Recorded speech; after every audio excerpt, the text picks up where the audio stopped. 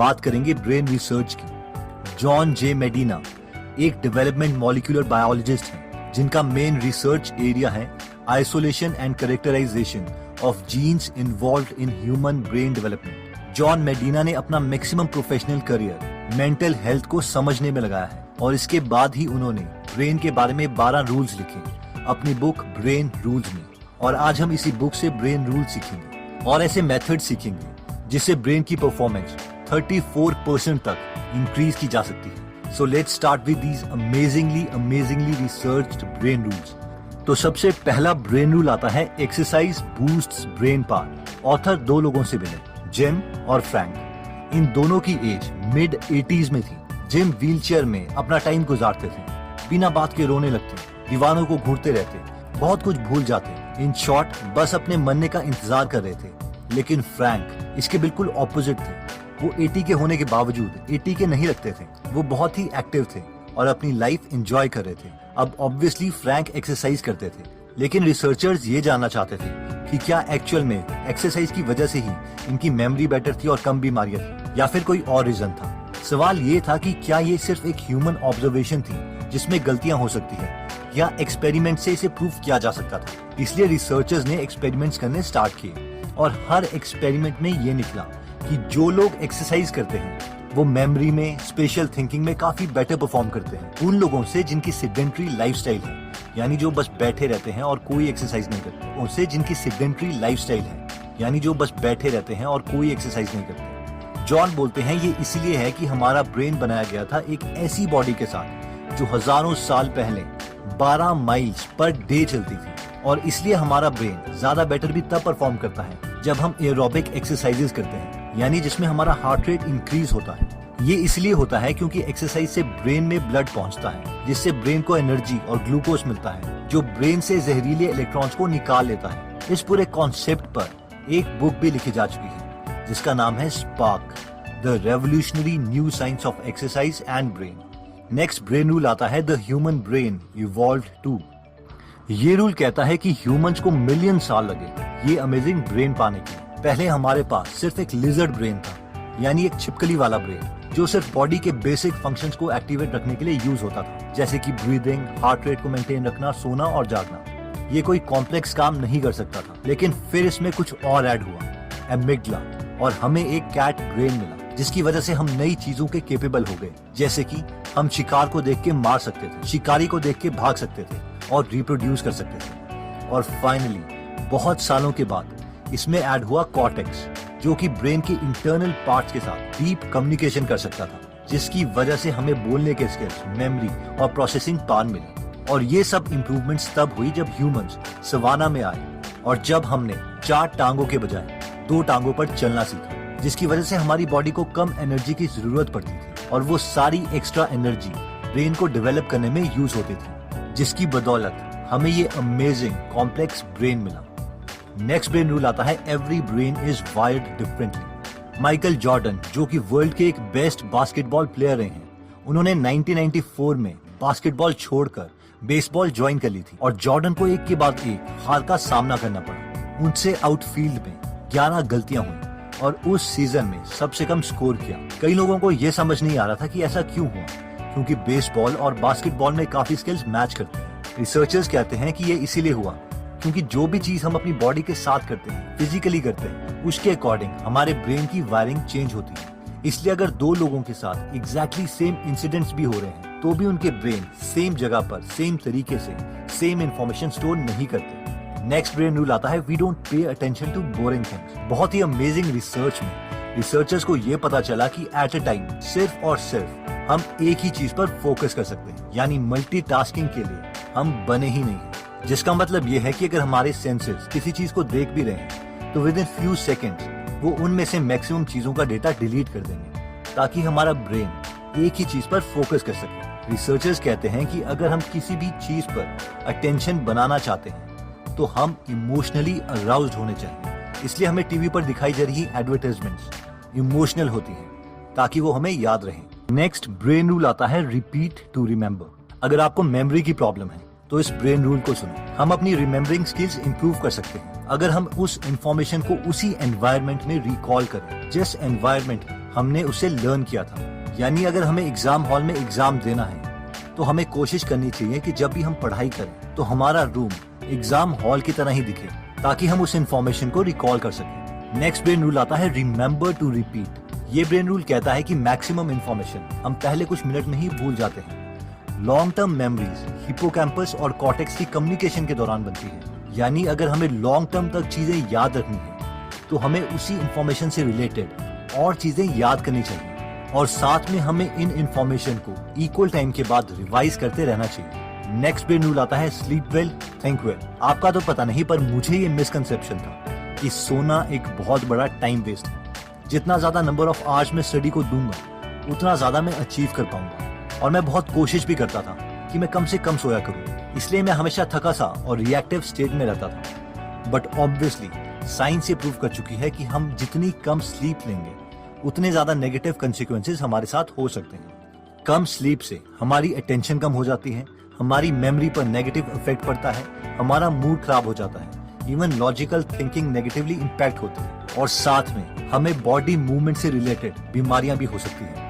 एक स्टडी में रिसर्चर्स ने ये शो किया कि अगर नासा के पायलट्स 26 मिनट का एक छोटा सा नैप भी ले लेते हैं तो उनकी परफॉर्मेंस 34% तक इम्प्रूव की जा सकती है। और ये इसीलिए है क्योंकि हमारे ब्रेन के न्यूरॉन्स बहुत ही रिदमिक वे में एक्टिविटीज शो करते हैं। इन शॉर्ट, जो पूरे दिन हमने लर्न किया था वो सोते टाइम उसे रिप्ले करते हैं। इसलिए दिमाग तेज करने का ये एक शॉर्ट तरीका है कि हम छोटा सा नैप लें। नेक्स्ट ब्रेन रूल आता है stressed brain don't learn the same day. Imagine कीजिए कि आपका कोई लव्ड वन बहुत बीमार है और उसे आप और आपके फैमिली मेंबर्स हॉस्पिटल ले जा रहे हैं ऑपरेशन के लिए।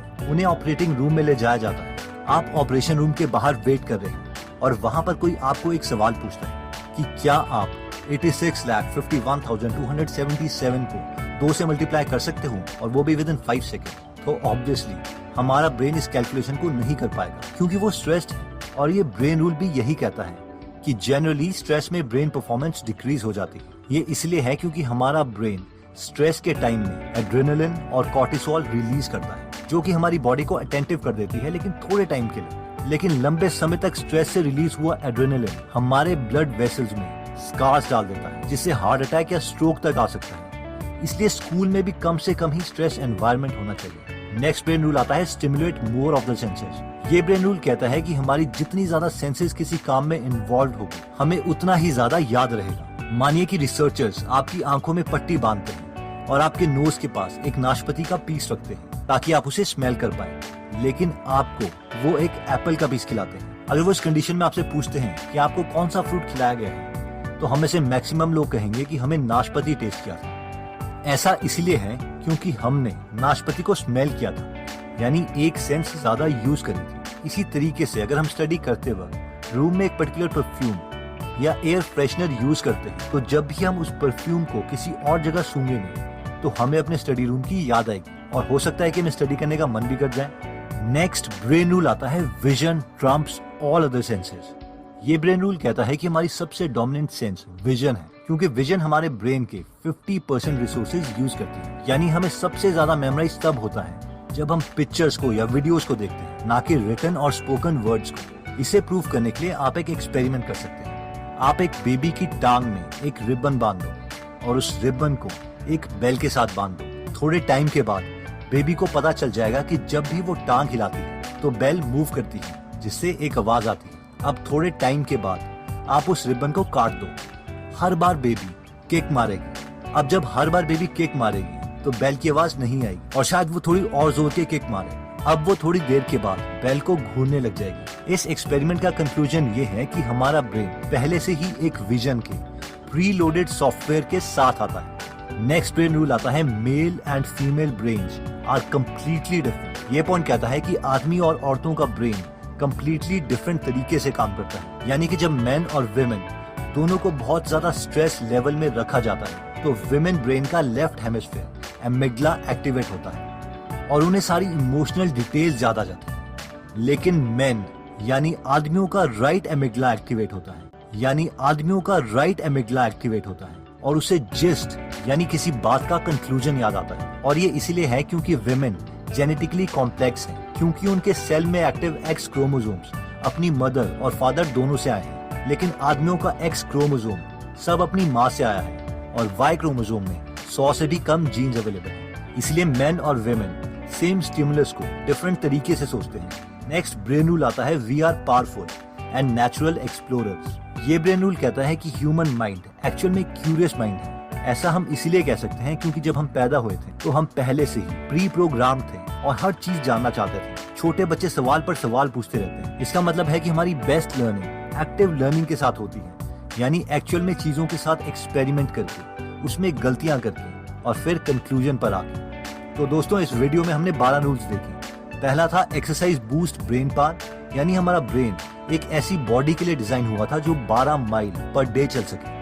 एक्सरसाइज से हमारी थिंकिंग स्किल्स इंप्रूव होती है, इसलिए move move and move. Next brain rule था the human brain evolve to, यानी ह्यूमंस को पहले लेजर ब्रेन मिला, फिर हमें कैट जितने इंटेलिजेंट हुए और फाइनली ह्यूमन ब्रेन में कॉर्टेक्स ऐड हुआ, जिससे हम आज स्पेस में रॉकेट छोड़ रहे हैं। थर्ड ब्रेन रूल था every brain is wired differently, her brain different है और वो डिफरेंस आता है कि हम अपनी बॉडी से क्या काम करवा रहे हैं। नेक्स्ट ब्रेन रूल था we don't pay attention to boring thing, क्योंकि हमारा ब्रेन सिर्फ एक ही चीज पर फोकस कर सकता है और इसलिए हमारे सामने जो भी हजारों चीजें आएंगी उनमें से हम सबसे ज्यादा इंटरेस्टिंग चीज पर ही फोकस करेंगे। नेक्स्ट ब्रेन रूल आता है रिपीट टू रिमेम्बर, यानी जब भी हम सेम एनवायरनमेंट में कोई चीज करते हैं तो जब भी वो एनवायरनमेंट दोबारा हमें दिया जाएगा तो हमें वो चीज याद आ जाएगी। नेक्स्ट रूल था रिमेम्बर टू रिपीट, यानी अगर लॉन्ग टर्म तक कुछ याद रखना है तो एग्जिस्टिंग नॉलेज से रिलेटेड कुछ नया याद करो और इन्हें टाइमली रिपीट करते रहो। नेक्स्ट रूल था स्लीप वेल